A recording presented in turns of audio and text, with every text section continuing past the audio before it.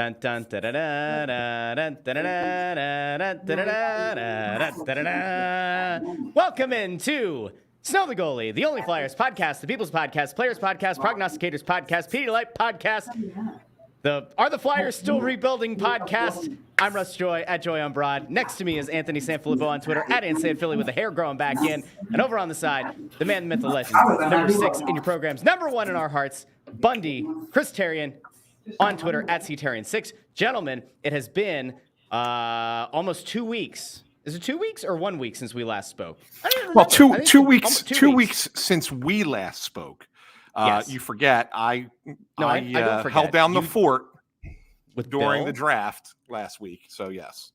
With you, I held down the fort with Bill Meltzer and intern Andrew. You did a wonderful job. I listened to that show because I needed to have the reaction in real time, or at least the feeling of real time, as the Flyers traded down instead of up, made a pick. We'll get into that in a little bit, but thank you for holding down the fort. And a great job, as always, to Bill Meltzer. And, of course, intern Andrew on the screen the whole time. What a guy.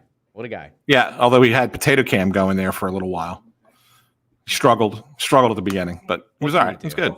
Bill Meltzer was just money in the bank for anything. Yeah, I mean, like, in terms of coming on, talking hockey, I mean, he just gets it done. He's got so much. He's like an encyclopedia of knowledge when it comes to those kids. It was a good job, Anthony. And I told you guys before, well, I'll just get this out of the way now. I don't pay any fucking attention at all to 18-year-old kids, except for the almost 18-year-old kid I have in my own house, my son. And so when I actually see Christopher, and then I know exactly what they're dealing with these kids. So they're kids. They're just kids, you know, and some of them have a little bit more talent at the beginning. And I know everybody, I'm actually kind of mesmerized sometimes by the amount of excitement that goes into what I know is just a kid, you know, at the end of the day. And I know that becomes the future of your franchise. It can be, but I've never seen it this way, where there's so much energy put into these kids at this stage. And I guess the league's getting younger, and they're going to want to turn that around quicker, because that's where it is. And but man, I'll tell you what, Anthony, good job. I'm so glad Meltzer did it and I didn't, because I wouldn't have known shit about anybody I was talking to. I've known a couple kids. I told you that one time the only kids I knew in the drafts for this year and next year that I thought were players were that Yzerman. And I didn't see a lot of other kids. And this was like 5 years ago. And then the kid next year, Hagens, who I'm going to talk about in this show, because I think the Flyers are a super dialed in on him. And we'll talk about that a little bit. Yeah, and I appreciate that, Bundy. And I'll be honest with you. Do you want to do the bomb there first, Russell? I was about to, yeah. I thought maybe enough time had passed, but we'll do it. Okay. The Bundy bomb this early in the morning on a Saturday. What better way to wake up? I mean, at this point, hopefully you've been up for a while. But if not, if you've woken up because you subscribed on YouTube and you rang the little bell to get notified whenever we go live, thank you. Yeah. Good job. By the way, before we go further, if you're on YouTube, which we prefer, YouTube is the best place for this. Sometimes we throw out polls. We do a lot more stuff over on YouTube, clips and the like. I would love to have more people hit that like button, because the draft episode you guys did had like 4,300 people watching on YouTube and like 156 likes. And I can't imagine that only 156 people liked that episode. So yeah, and we had a couple in the background. She's our fourth host today. We're having Maria and her mom are over here chatting in the background. There's more people showing up soon, so it's going to be crazy down here at the shore today. What I was about to say before, and I wanted to thank Bundy for the kind words about the episode. The thing is, Bundy, is I don't watch these kids either. Let's be honest. I mean, who has the time to actually, when we're covering the team, right? And we got to pay attention to the Flyers and the rest of the NHL. Who has the time to then go and watch all of these prospects? Like, that's what. Well, even Bill said, like, I mean, look, of course I do a little research and I'm reading the same things that Bill's reading and the like. And you talk to a couple scouts and you get a feel for like the top kids, but you don't know anything about after the handful of guys at the top.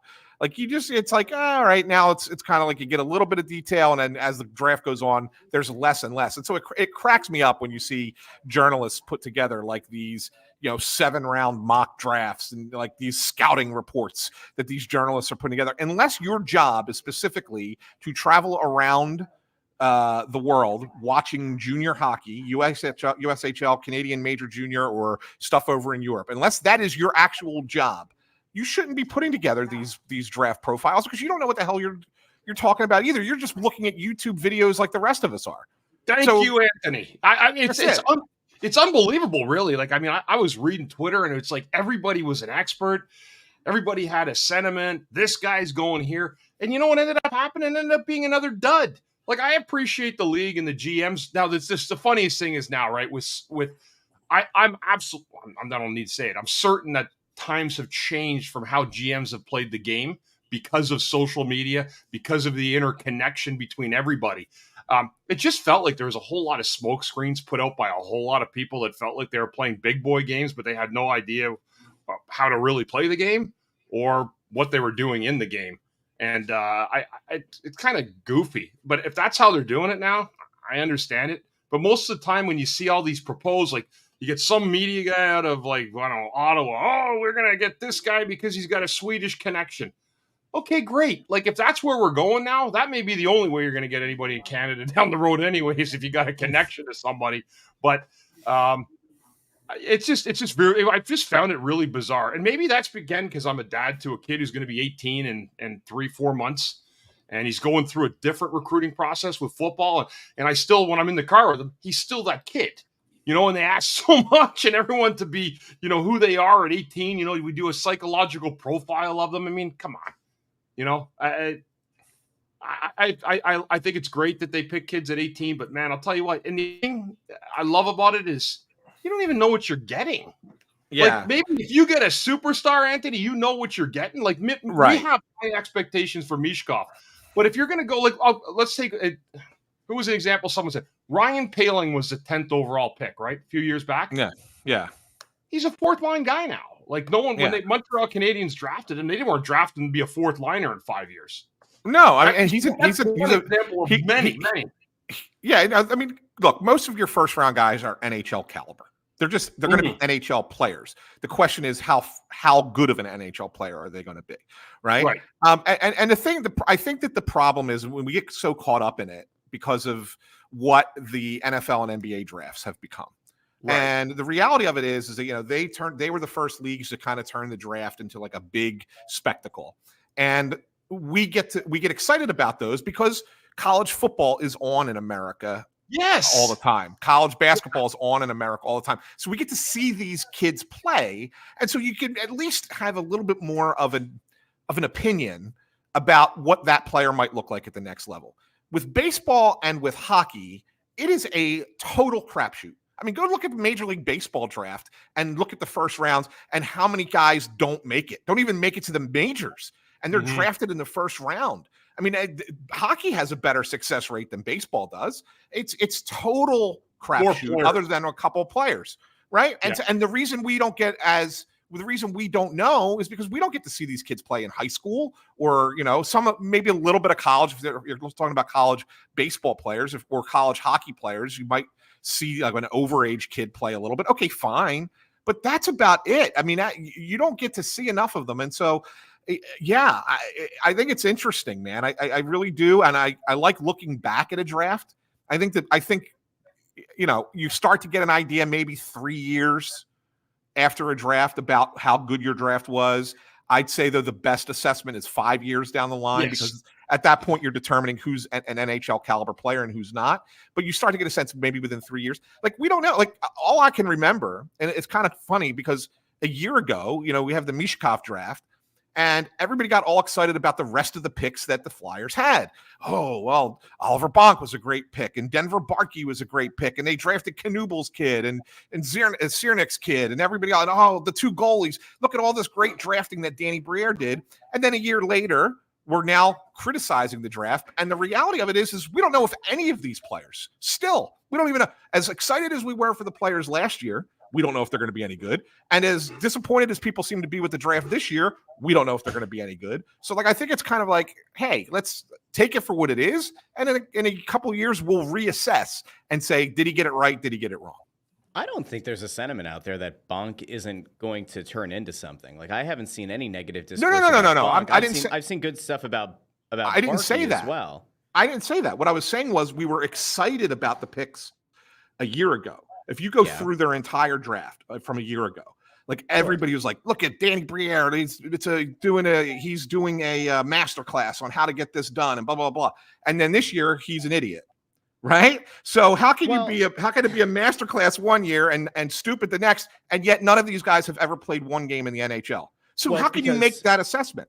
It's easy because perception's reality to some extent. Last year, when we went into that draft, the thought was, all right, the team hadn't put itself in position to go after a Bedard because Chuck Fletcher had decided that the team could be a playoff team. You had the coach, you had everything going in a direction where he said they couldn't compete for the best player in the draft who was seen as a generational talent. And then as that draft progressed and you started seeing Michkov fall, the perception around the draft changed because, as we've said many times on this show, Michkov, had he not been born in Russia, lived in Russia, all that, would have been the number 2 pick in that draft, likely. Some people want to make an argument he would have been number 3, but whatever. He wouldn't have been there at 7. So you benefited, and that, I think, kind of took the overall perception of the draft, and it flipped it on its head because people were so excited that this guy who shouldn't have fallen to 7 did. And that for once the team had a prospect in the pipeline that you could legitimately see a path to stardom. That is, I think, what kind of led people to thinking that last year's draft was maybe even better than it was, and it still might be a very strong draft. That's part of it. Part of it is also the new car smell because there was a new front office in place, and people were just excited to kind of purge what they viewed to be a very negative and underwhelming front office, which, in fairness, in a lot of ways it was. This year's draft is different because, I guess through no fault of his own, because he's not the one who went out and publicly said it, Danny Briere went into this draft with reports swirling that the Flyers were trying to trade up to 7 to Ottawa. They were trying to trade up to 4 to make a deal with Columbus. And that, like, as I was sitting here manifesting it, that you were trying to get to number 4 to swap with Columbus because Montreal wasn't going to allow a Russian player to evade them yet again. They weren't going to miss out on Demidov a year after their fans hated them for missing out on Michkov, right? So I think that there was an unfair expectation to some extent that the Flyers were going to move up and that it was a done deal and that they had the assets to go up and get the player. And in that case, it would have been Demidov. I think that part of what has also led to a negative perception of this draft is not only did they not trade up, but they traded back. In trading back, they let Bouillon get taken by Minnesota, and he looks like a very good defensive prospect, and that they took a player at number 13 that some pundits had around 18, 19, some had in the mid-20s, and that, I think, kind of got things off to a rough start. The parlaying of pick 32 to next year in a deeper draft and getting another first is an absolute coup. It should be celebrated. But I think that's why the perception is different right now. Fans had it in their minds going into this draft that the Flyers were going to trade up and get Demidov. They might have traded up to get Dickinson. They got neither. And it felt like, and we'll get into this, I feel like they hit a little bit of a panic moment when they traded back to 13. And I think if we had an honest, open conversation behind closed doors, they wanted to move down again from 13 because they could have gotten Jett Luchanko a few picks later. That's where I'm at. Well, I'm glad that you brought it up because I heard you do this on your new Russ Joy show where you absolutely wherever you get your podcasts. Yeah, where you absolutely criticized my take on this whole thing, and so I'm well prepared for this response. You make it sound like that they did not have this plan in place.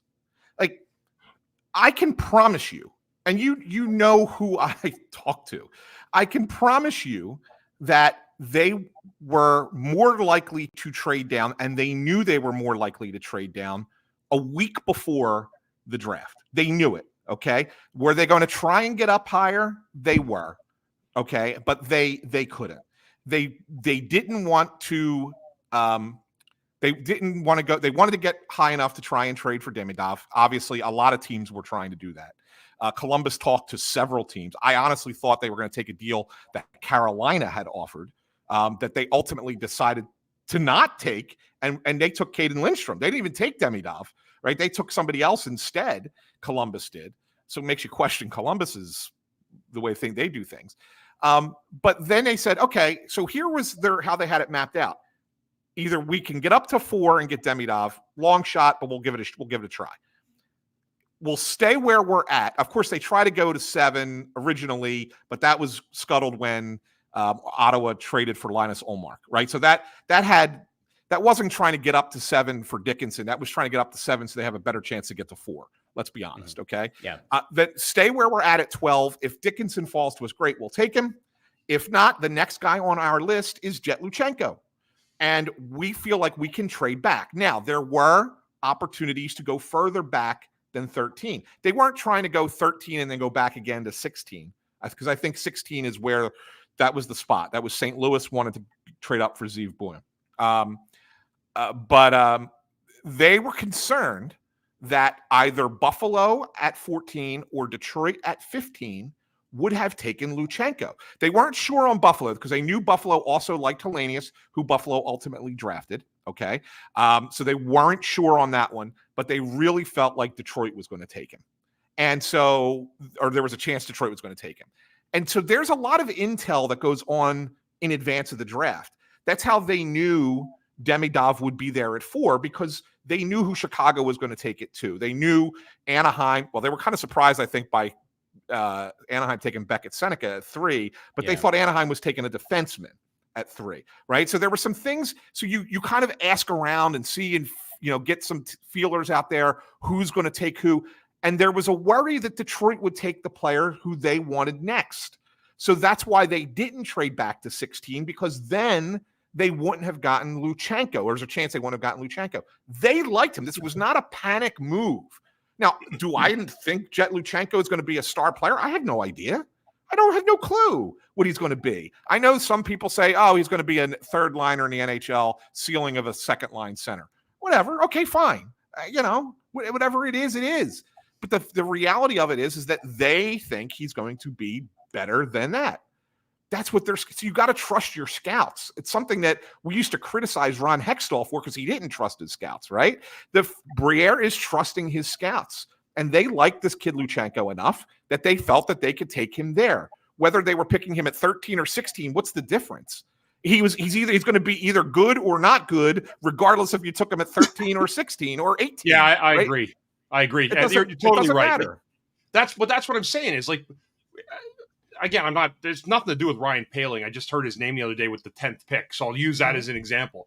When you used to draft the 10th pick, right? Back in the, when it was the 10th pick, was that you would have that player plugged in either one of your top 2 lines. Like, that's what you thought you were getting. There wasn't as many teams. There was probably, 21 teams drafting forever. So I think from that standpoint, you look at it like that, but I'm with you, Anthony, in a sense, like you're saying, like, I just can't get too horny over the 13th to 17th pick in the NHL draft. Not that there's anything wrong with that. I'm sorry. I just can't. We need a new sound effect for that. Yeah. I just I can't get all excited and everything. It's actually a great moment for us to introduce our new sponsor, Blue Chew. I'm just kidding.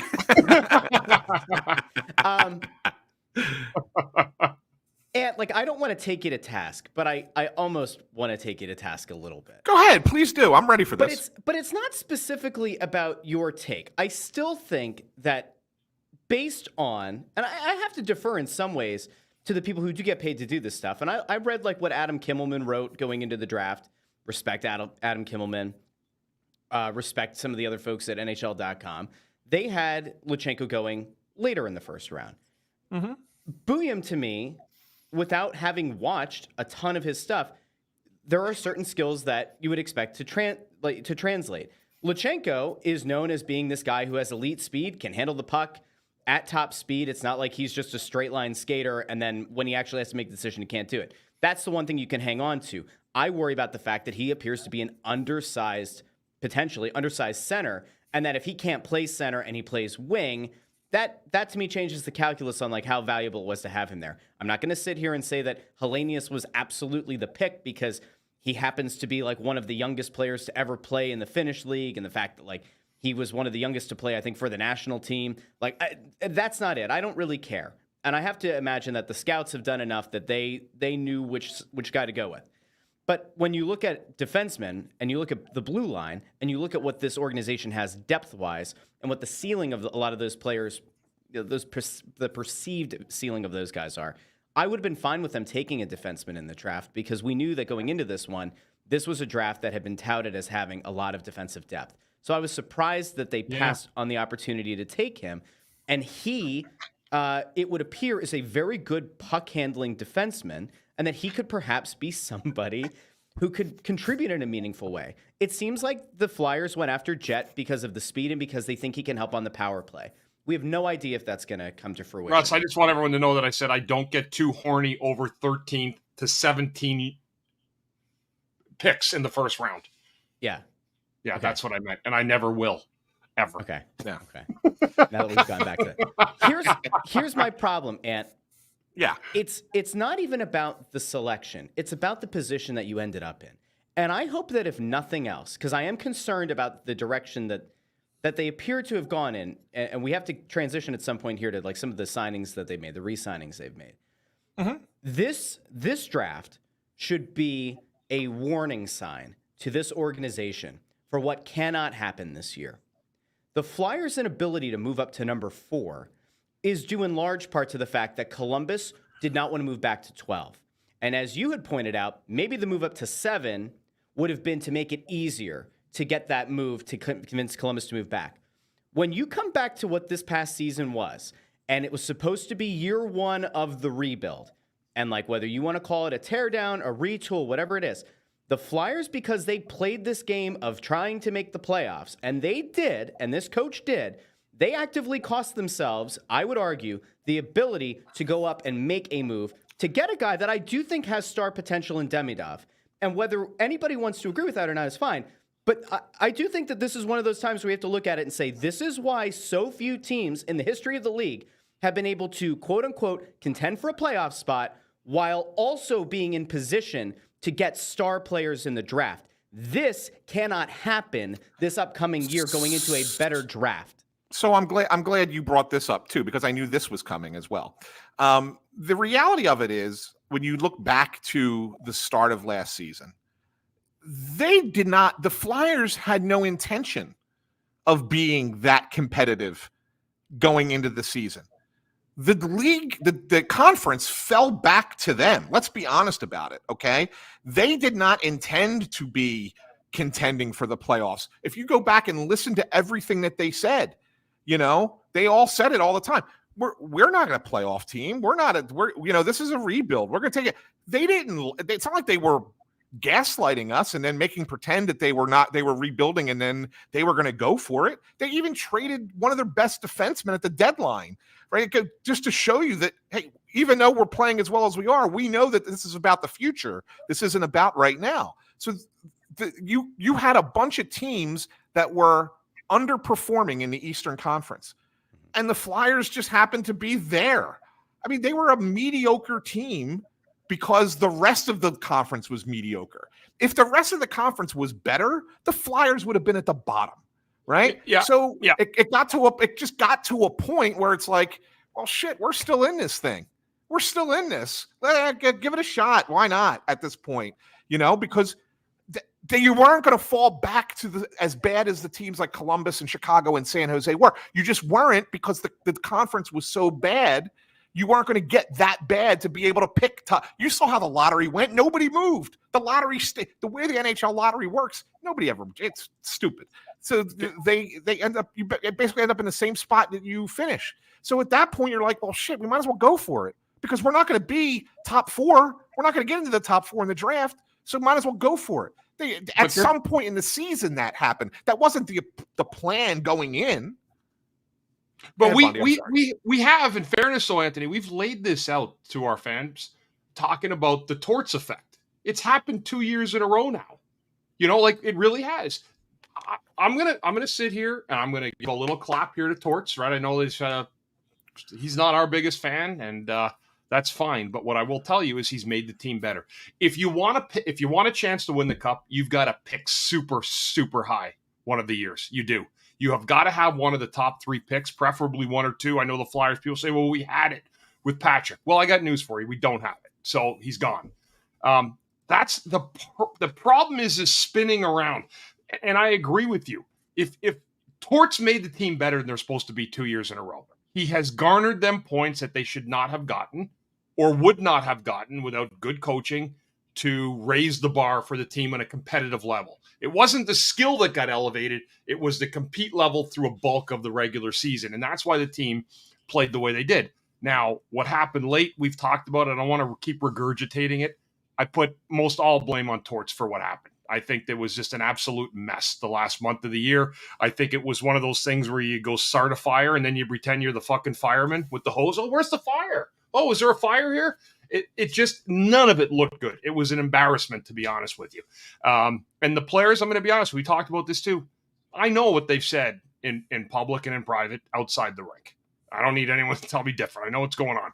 That being said, you ended up picking 12th. You could not move up. You're never going to move up in the times there are today, guys. There's not enough good players anymore. All right, that's a fact. All right, now you're going to have a deep draft sometimes where you're going to have better than 8 or 9 players that maybe you forecast. But the bottom line is this. You are not going to get 32 studs in the first round.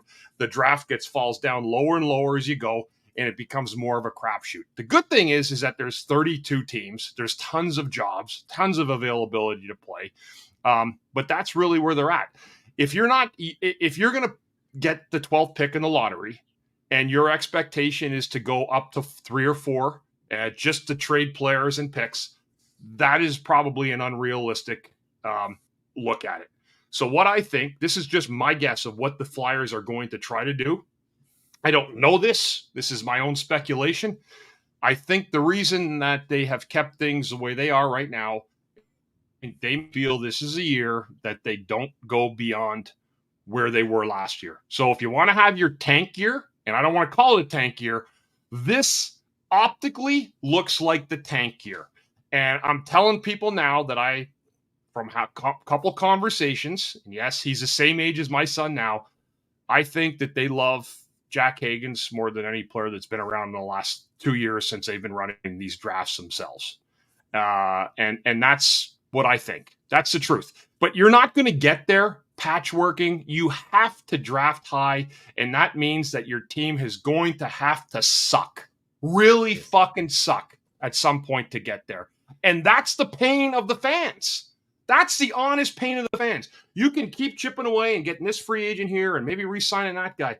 But until you really go smack down at the bottom of the draft or get super lucky, picking guys at 20 or 16, then that's what you're up against. And that's just the hard truth. You could sit around and there's flowers out there and smelling great and everything, but it doesn't matter. Until you have 1, 2, or the 3rd pick on your team in the draft, in a good draft, that's how those teams end up going on to win the Stanley Cup. It happens year after year after year. All the bullshit data that we get sent about hockey, it's meaningless. Just look at the players on the teams that have won cups. How many have had the number 1 pick? Almost every one of them. Aaron Ekblad this year. Matthew Tkachuk was a 4th pick, but he was a stud. Okay. Let's read this one. Go ahead. Yeah, because I actually have an issue here. CJW over on X. By the way, if you're watching on X and you want your comments to show up, you have to click on the video and deal with it like what Periscope used to look like, where you can see if somebody sends hearts or whatever. You have to go in there to do it. Otherwise, you're just replying to a thread. I learned that with the other show. So I just read this. CJW says, Bundy, I disagree with your complaint about Torts. He's teaching the players they have how to play better. It's Briere's job to add to the group. Why hold a placeholder to coach the team badly and tank that way? You might be a top 2 or top 4 by tanking, but the roster is weak. What's the point? Let Briere do his thing. Let Torts be Torts. Yeah, okay, but what did Torts being Torts last year? So listen, there's only one way if you're the hockey team that you look at the positive at the end. You can come on and say, oh, we had a great year, we took strides, but we're picking out of the top of the draft. So the benefit of having Torts was, okay, we elevated guys, played better. They played better because they were scared. They needed to play their game or they're going to end up in the doghouse. That was pretty well proven. And if you're not going to make the playoffs, right, where there's a lot of money at stake for one round, then you sure the hell can't tank out in the last 12 games of the year. So, yes, and again, I'm not taking a shot at Torts. In a way, I'm celebrating him, but I'm just saying again that he was never the right coach for this group. And I don't need any GM to tell me that. He just was the wrong fit. It was a Chuck special. And as we said this team had nothing. We were going with 3,500 fans in the building some night, and we signed the best free agent we could, and that was John Tortorella, so everyone could look at his nice little face behind the bench and yap at the media exactly like he did. That kind of sells for a bit. But that only works for so long until you have to get talent. Mishkov's a great start. But he's one guy. Really was, because let's say, I mean, it was an amazing because he could have been. Oh, wait a second. No, this is where I'm gonna intervene. Okay. All right. Because you say, oh, he's only one guy. It's only one guy. But all we're saying all along is you need every one of these championship teams. They all have that one top generational player, top 5 pick, whatever. Okay, so Mishkov was 7. All right, but the reality of it is we all know that any other year. Yeah, I just said that. 7. He's probably number 2. No, he's getting offended because I said he's one guy. And, he's the guy. So you got that guy. You're hoping he's the guy, and I want to believe that he can be the guy. I would also like to have 1 or 2 other players who are somewhere around what that perceived level is. Who wouldn't want to pick 1, 2, 3 every year for 5 straight years? Who wouldn't? Of course you would want that. Of course. I'm not advocating for that. I'm saying it's not realistic. There's a pain trade-off, though, Anthony. So Pittsburgh would be the best example of That's exactly where I was going to go. But the league has also changed this rule. Does Crosby win all the cups single-handedly? You can't do what Pittsburgh did. He needed Malkin. You can't do what Pittsburgh did anymore. You can't do. They changed the rule. You can't. If you can only pick twice every so many years up that high. They changed the rule. You can't do what Pittsburgh did, where you were bad and get Fleury, Malkin, Crosby 3 straight years. You can't do that anymore. So you've got to hit when you have the opportunity. You also have to put yourself in position to be able to draft somewhere in the top. So let's look ahead.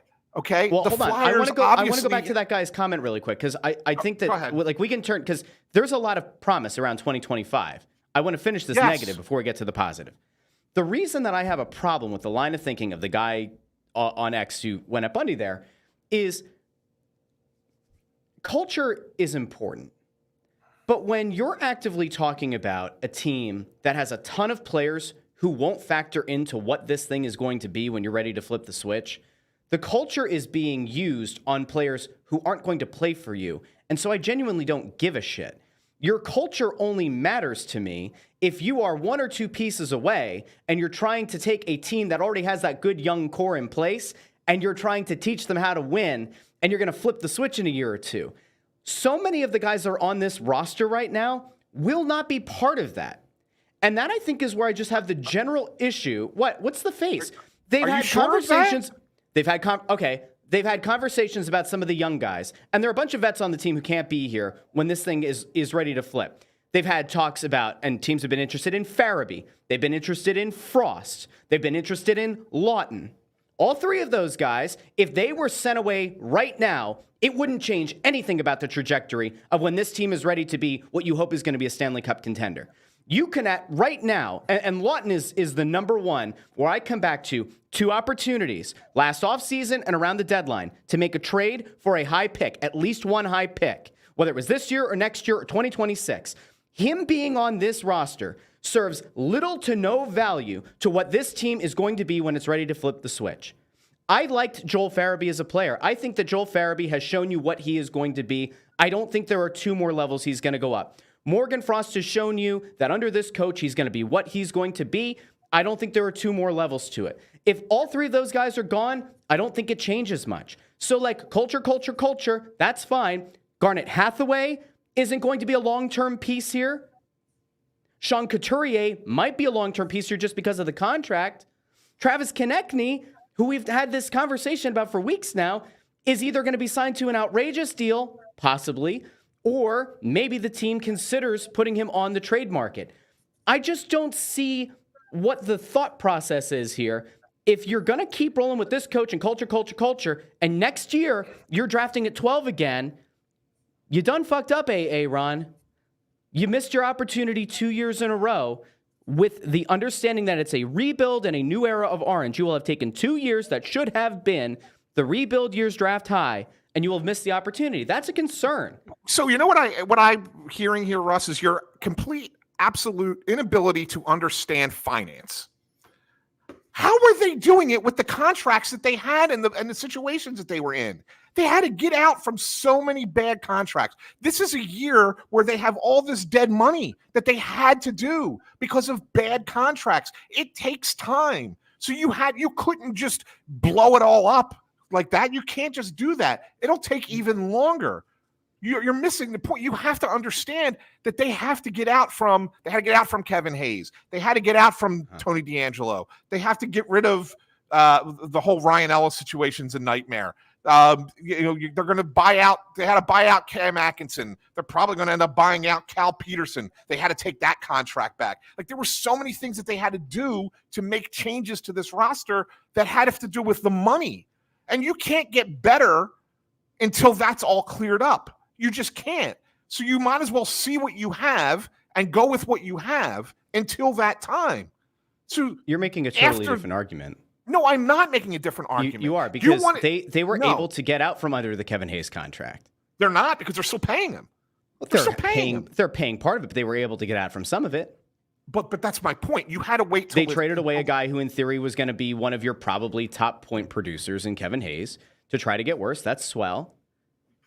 But they still had too much, if you want to call it talent, last year. They still had this coach in place. They still took themselves into hockey purgatory. If the same exact result happened with Chuck Fletcher last year and Danny Briere hadn't been hired and the Flyers went into this draft at 12, you would have been part of crucifying them with me. No. Yes, you would have. No, and you know why? And you know why? Because this is revisionist history, Russ, because the reality of it is who's the one person who was willing to give Chuck time on this show? You hated him from day one. I was the one willing to terrible hire. I was the one who was saying he was dealt a very bad hand because of the situation that he was left. He's saying that Chuck was dealt initially. a bad hand.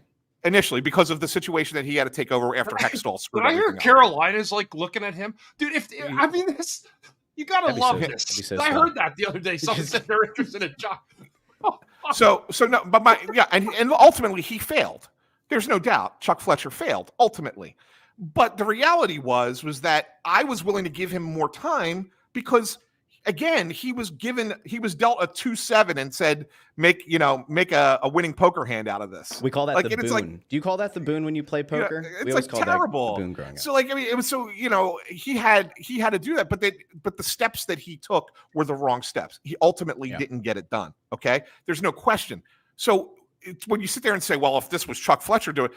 Yeah, if it was Chuck Fletcher who was still failing after 5 years, then yes, I would be criticizing him with you. But if it was Chuck Fletcher in his second draft after taking over for the mess that he took over, if you go back to where I was with him at that point, no, I wouldn't have been flaying him. I wouldn't be burying him because the situation is bad that you had to take over for. So that's the result was the same. I don't think it mattered who the GM was this past year. The result was the same. The result ended up being hockey purgatory again. It ended up being the 12th pick. That was Chuck Fletcher's zone. Yeah, and if they make, but here's the problem. If we're going about this year, where the Flyers were this year, they had to make the playoffs. They just had to make where they were. They had to get in for one round. And that's, I don't know best. Do you mean that as in like what would have been because of where they were that late in the season, their best scenario was to make the playoffs for the fans. So we ended up losing. We ended up losing the playoff reward, and then we ended up losing the drop in the draft. Instead of picking a little bit. I mean, I don't know how much higher, maybe a few picks. That's 6 points. 6 points is 6 points. I think is what would have taken you from potentially 12 to 8, 12 to 9. Yeah. I believe there were 4 teams that had 81 points. So it really is a matter of 6 points. Now, I will give one final good. Torts couldn't do this. Danny couldn't do anything about it. The goaltending that the Flyers had at the start of the season between Hart and Ersson was so much better than anyone could have anticipated. They didn't pick up as many points as they did early on because they had an elite blue line. Their goalies did an absolutely otherworldly job. It was almost akin to what the Phillies have had with their rotation this year, where you're getting all these contributions in ways that you don't expect, and it's just 10 levels above what you expected. Maybe I took us too far back to last year. My main point has been, I hope that 2023-24 informs every decision that Danny Briere makes going into the 24-25 season. You cannot 1 year from now be sitting in the same position where you just missed the playoffs and you're picking at 12, even though next year is a better draft and number 12 next year might be what would have been like the 6th overall pick in this draft. You simply cannot put yourself in that position. So now, like, let's look ahead to next year and tell everybody about what the Flyers have draft pick wise for the first 2 rounds next year, because it's massive. Three firsts, 3 seconds. Like, they have 6 picks in the first 62 picks next year, whatever it is. And the firsts right? belong to whom? It's their own. The Flyers pick? They have Colorado's and they have Edmonton's. The Edmonton one isn't conditional, right? Like it is. It has like a weird contingency on it, right? Like it's they're going to get it next year. I mean, the only way they don't get it next year is if Edmonton completely craters and falls into the top 12. I think it's top 12 protected. So they'll have 3. They'll have 3 next year. And they've targeted, and we've said that, I don't know how long we've said the 2024 draft. This goes back to when they traded Giroux, right? And we're like, well, they really wanted a pick in 25, but they had to settle for the pick in 24, et cetera, et cetera. They think the 25 draft is so much better than the 24 draft. So like the whole thing goes back to that long. We've been saying it. So the 25 draft is legit. Like this is they've earmarked, they've targeted this, they've looked at it and said, we think we can get a bulk of what we need for this team to be a contender down the road. We'll have 6 cracks in the first 2 rounds in 2025. So that's what they've kind of targeted and earmarked this for. When you couple that with what they've done, that's Colorado's top 10, Edmonton's top 12. That's correct. When you couple that with what they've done or not done with the rest of the roster this offseason, you see that they're basically saying, we're going to take the same team that fell apart at the end of last year, right? After Carter Hart stopped playing goal, after we traded Sean Walker, the same team that was mediocre to bad, mostly bad, in the second half of last season. And we're going into the season with that this year. I can't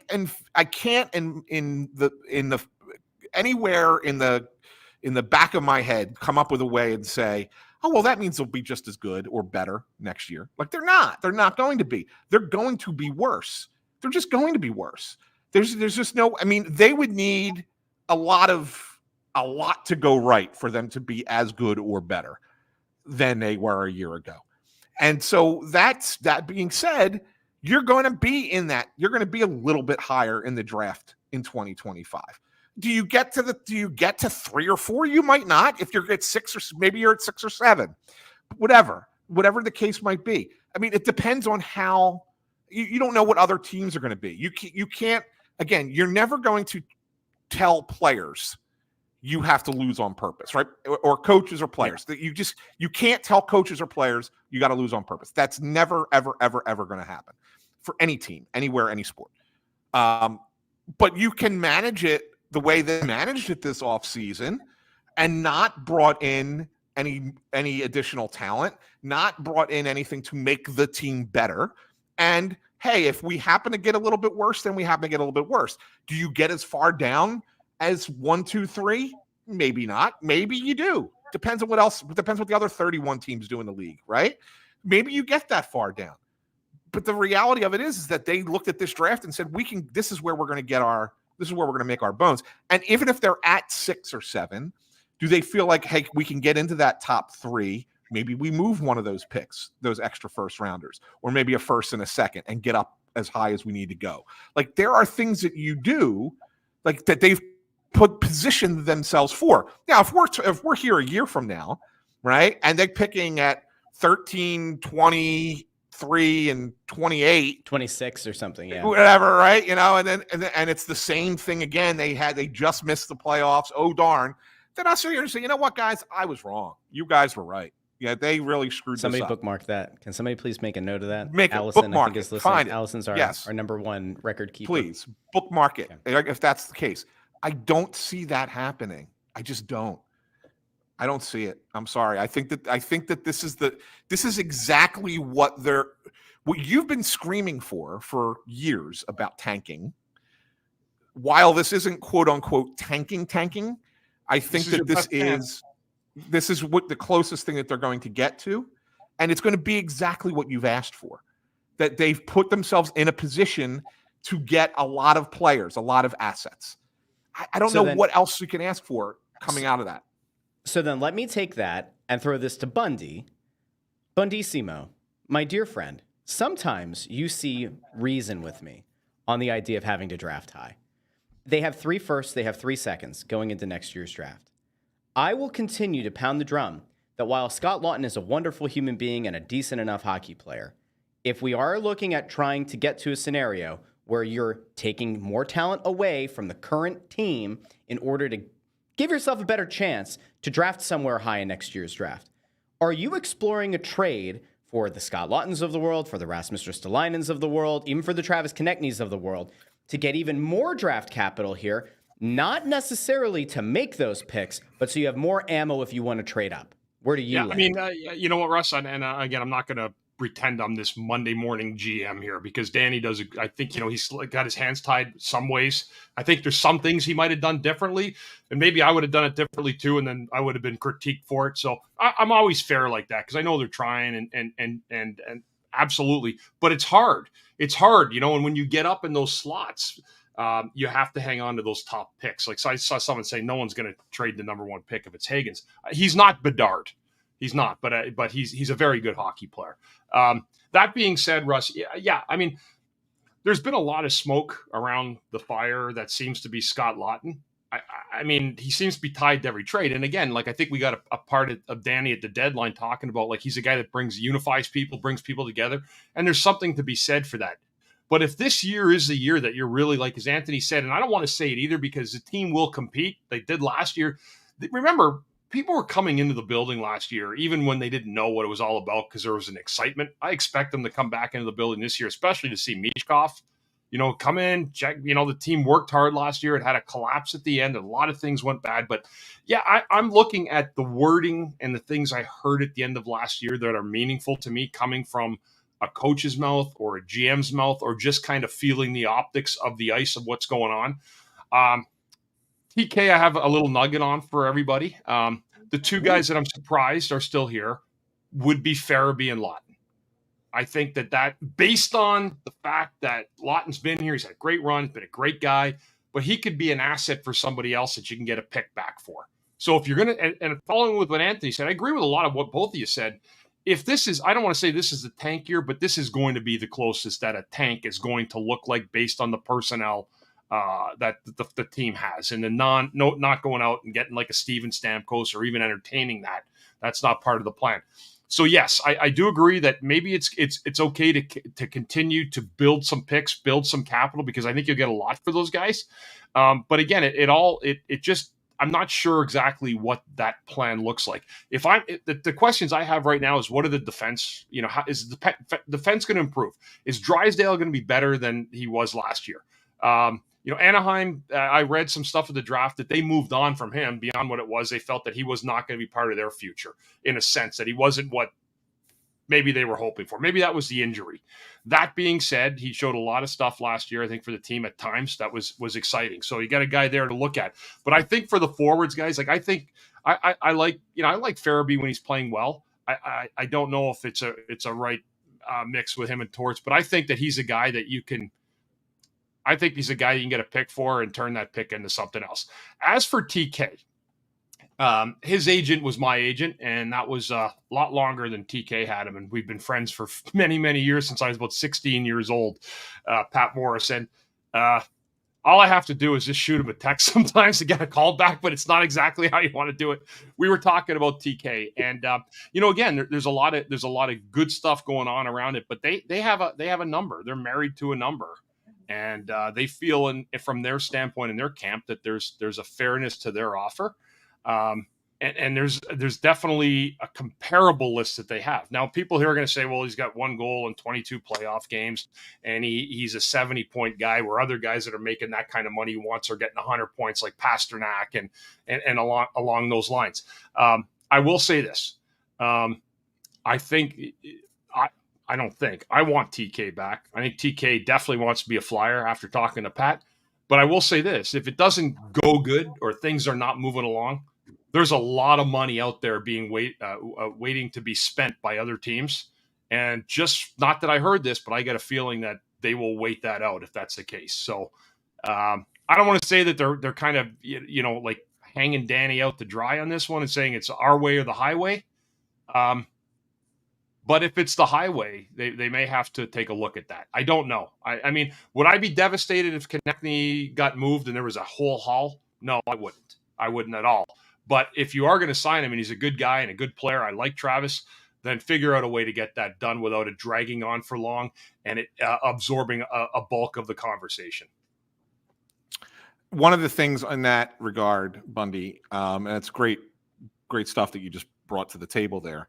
But one of the players that I think is worth doing a comp for, and I'll ask this question: is Travis Konecny a better player than Elias Lindholm? I think he is. I think he is. Yeah, I do. Elias, a little bit. And Elias, yeah, I agree. And they're similar age, right? And I think Konechny's a better player than Lindholm. And he just signed a 7-year contract with a cap hit of $7.75 million with Boston. So Konechny's got to be above that. So that's the floor, okay? And so then we looked at. I know that Russ's big comparable for Konechny is who? Russell? I don't know. Who's my comp? Come on now. Who's been your guy, Russ? All along. I don't know. Who did I compare him to? I compared. I brought up what happened Sam with the Reinhart. Reinhart deal last Reinhart, week. yes, Sam Reinhart. Okay, who got 8.6 in Florida, which again as we've discussed is part of that is because you don't pay taxes there. Taxes is part in it. He might have taken a little bit of a discount because they want to build a dynasty down there, and good for him. Good team guy. Yeah, so Flyers he's probably a little bit higher. That he probably deserves a little bit more. So you sit there and go, okay, Konechny should fall somewhere in the middle. And that's probably what we all think. I don't think anybody disagrees that Konechny should probably fall somewhere in the middle. But then you're looking at still something that's close to $9 million a year. His ask is a little higher than that right now. Okay. And he wants the full term. He wants that full term because that's what these guys are after, and that's what these guys are getting. 8 years, nothing but 8 years, right? Ant? Yeah, they all want the full term, and they're all going to get it. They're going to get it somewhere, right? All these players are going to get that full term. So now what you have to do is you have to say, okay, if at 8 years, the Flyers probably don't want to go to 10. Even though that's what the ask is, but they can't come much further down from that. And that's the thing. Like if they want to keep him, so they're going to have to be paying him about $9 million a year. They don't have to. This is and I hear you. And then what you're doing, Russell, if you say no, and you could get rid. Oh, you could trade him away and get more assets. Tranquilo, wonderful. Tranquilo, then you are. amigo, tranquilo. Go ahead. Tranquilo. Yeah. And then how are you replacing him? Who are you replacing him with, Russ? He's a potentially 30-goal scorer. I happen to know somebody who you're hoping is going to be much better than a 30-goal scorer. His name is Matvei Mishkov. Yes, but you can't. Didn't you say earlier in this show he's just one guy? I'm saying he is. He's one guy. You need more than one good guy. So again, while you're trying so we're going to trade away the more. Then we're going to trade away the more than one good guy. Let's just play a little fact thing here, Anthony, without getting your whatever rose-colored, your burnt orange glasses. Take them off for a second. It's not burnt orange glasses. I could make the case, Anthony, that if you trade Travis Konecny and you get multiple assets back, and it allows you to trade up in the draft, or potentially to get a pick in a 2026 draft that might also be beneficial. Not only could you give Matvei Mishkov a more prominent role on the team, give him the best chance to be successful even in his first year, you can also guarantee yourself that you're probably not going to be as good of a team without the 30-goal scorer and have the ability to have draft picks that you either use in and how much closer are you? And how much closer are you? Closer to what? The whole idea should be to be closer to drafting elite talent. Hey, Travis Konecny doesn't help you draft. You want to hear about talent. elite? I'll tell you about elite right now. Mishkov is so fucking elite, he can one-time the puck to himself from the other half the side of the ice. That's how good he is.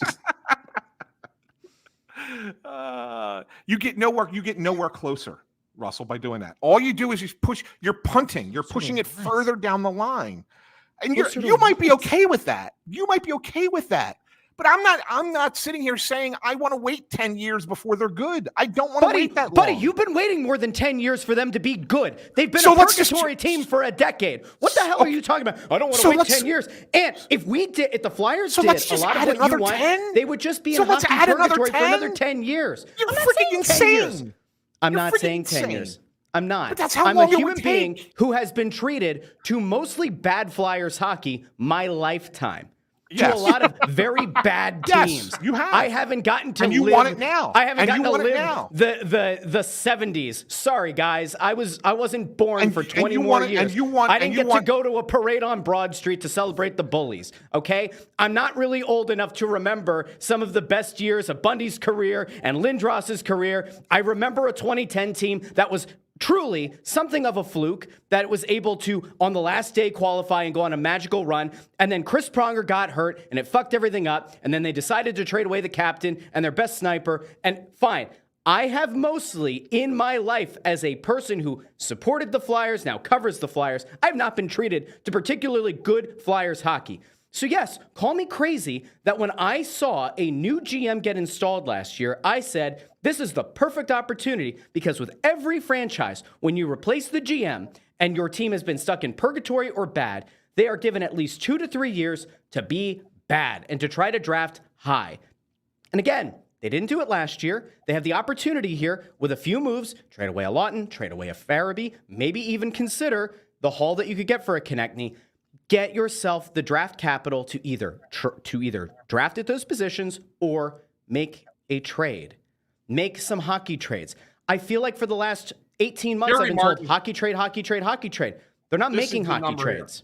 This is what the deal's going to come in at. That's my guess. 8 by 8.5 for the people who listen to the podcast. I just can't get. I mean, you got guys giving, states with lower tax fucking home deals now. Like, I mean, Hedman makes less than Sanheim, for God's sake. I mean, if you really boil the number down, I mean, yeah. He took us home $8 million a year for 4 years. What a deal like that is for that.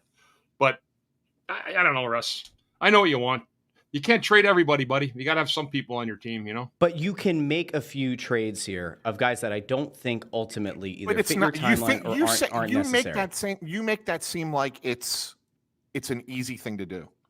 Correct me if I'm wrong, Ant. The Flyers have had an opportunity. They had an opportunity last offseason and around the deadline to trade Scott Laughton. They did. If they had traded Scott Laughton, they would have been a worse team than if they had had him. Not necessarily, but okay, fine. I'll play along with you. I mean, come on. The last when Couturier really fell off the horse, the last 18, 20 games of the season, Laughton was put into his role. Laughton played well. Laughton played well for a stretch. He played horribly at the start of the year. He played very well after the deadline for a stretch, and then he fell off too. I don't know. Maybe they're a little bit worse. But go ahead, continue. That's it. I can just make that one guy. So we're going to sit here and we're going to blame the entire lack of a rebuild over one guy. I keep saying 3 or 4. You keep getting upset about 3 or 4. So what I'm trying to say to you is that they've had opportunities to make these trades. But what if you're not getting any offers back that you think are fair for these guys? I mean, you got to remember, you make it seem like it's a piece of cake. This isn't fantasy sports. This isn't Russ calling his asshole buddy and saying, "Hey man, trade me your Hey, don't call Buddy an asshole. That's rude. Yeah, that's rude. Trade me your best player for my best player because that's what we do in fantasy sports. And I'll buy you a beer." That doesn't happen. And this is like, have they put Farabee's name out there? They have. Have they gotten responses that they want to get for him? They have not. Has they put Morgan Frost's name out there? They have. Have they gotten the responses that they want for Morgan Frost? They have not. So the reality of it is that it takes time sometimes to get what you feel you need to get for the player. I'm a little surprised that Laughton is still on this team on July the 6th. I am. But he's the only one that I'm a little bit surprised about. The others I'm not. And I'm not saying that look, they agree with you. They would trade Morgan Frost. They would trade Joel Farabee. They would do it if they felt they were getting the value in return, but they're not getting it. They're not getting it from anybody. So until you can, you have to keep on keeping on with what you got. You don't just say, all right, let's just get rid of the guy for less because we want to get rid of him, because we want to make a trade. And that's just not how it works. I think you're fair to say that they should hold out until they feel like they're getting the value back for a Farabee or for a Frost. I think that's totally fine. My whole thing, the reason I keep coming back to Laughton, is there's a little bit of an error in something that you just said about Laughton and about fair value. Briere admitted around the trade deadline that they had received an offer of fair value and that teams were offering fair value, but they didn't want to trade Scott Laughton for fair value. I believe Briere's exact quote was, "We want to trade him for more than fair value." I don't know if that's because there's a personal connection there. I maybe that's the one time where Danny was blinded a little bit by that connection, but that is a guy who you had an opportunity to trade for a decent draft asset, at least once. He serves no true role on this team to making this team elite when they're ready to flip the switch.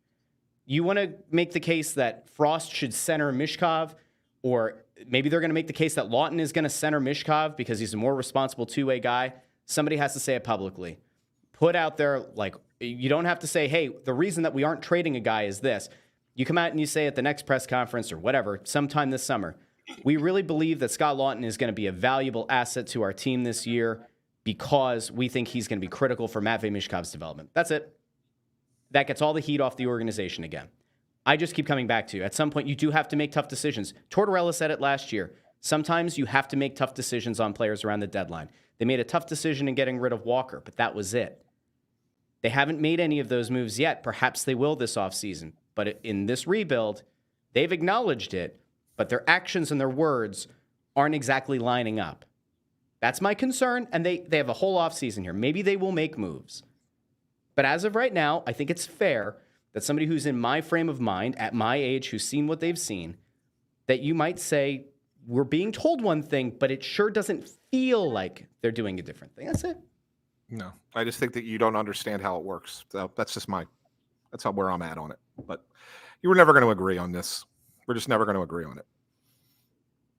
You want everything done now and done your way and only your way, and that's it. And there's no.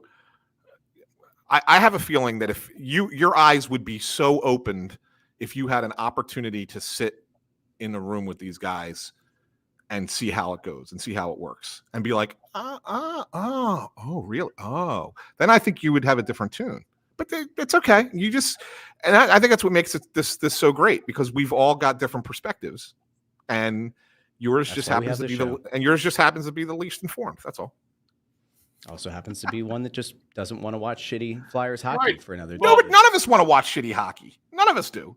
Bundy doesn't want to watch shitty hockey. I don't want to watch shitty hockey. That's why last year we had fun. Yeah. That's why we did. Listen, we praised the team all year, right? And I'm hoping to get in the efforts there, because if you don't have the horses yet, then all you can really rest your laurels on is talent, or work ethic. Excuse me, if you don't have quite the talent yet. So I just think that it is what it is. Unfortunately, going into the year, but at the same time they have a plan. So we said we're going to stick by the plan. Listen, maybe in 2 years we're like sitting here saying, and I have no problem with what Danny's doing. I understand what he's doing. What Jonesy and him are trying.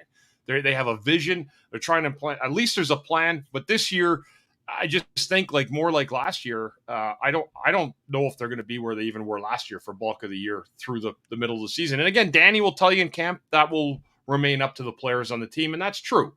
But the one thing we learned, and the one thing I could tell you from playing, and you guys know, you can't tank a season, right? Like you're not going to go out and tell guys to not play hard. That's not going to happen.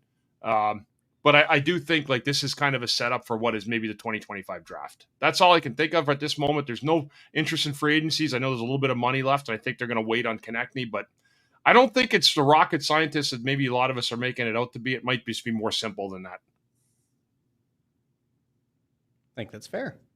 Good. I love looking in the comments too, because it's a wonderful mixed bag. This is part of why we do this show together. We have very different ways of approaching it. Sometimes we agree, and sometimes we don't.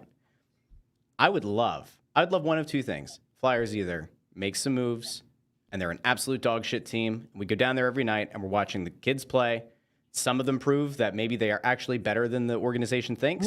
Some of the young guys might end up playing really well for John Tortorella, and you have found money, essentially. I would love to see that. Or that at some point they flip the switch and they're able to get a free agent in here and they're able to make some trades and they can have a good team.